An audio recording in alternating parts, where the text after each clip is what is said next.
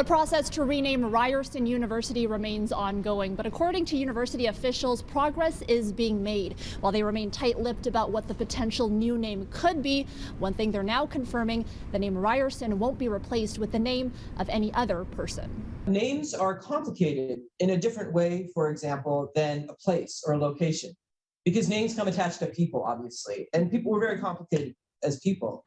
Jennifer Simpson is chair of the Renaming Advisory Committee. She says rather than a person, the new name is likely to be a place or a concept. It's about finding a way into something that you can feel an identification with, feel good about, feel proud about. More than 30,000 people provided feedback through a community survey, and over 2,200 names have been submitted.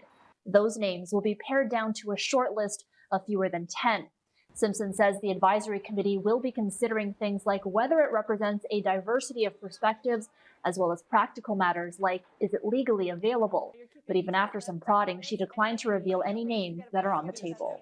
No, I won't speak to that right now. We're not there in the process yet.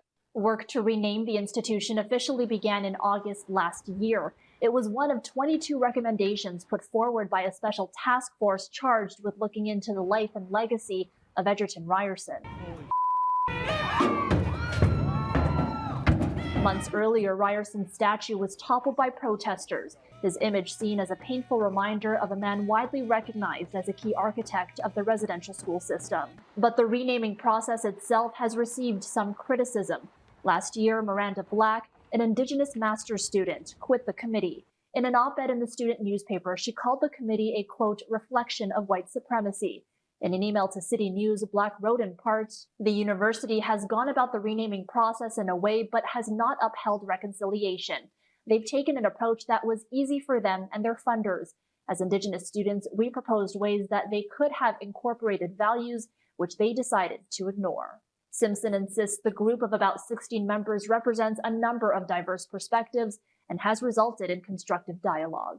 For the renaming, is it specifically going to focus on something that is reflective of the Indigenous voice? I'll go back to that broad priority for a name, which is to reflect diversity of the Ryerson community, which includes Indigenous communities. It includes Black communities, Asian communities, white communities, settler communities.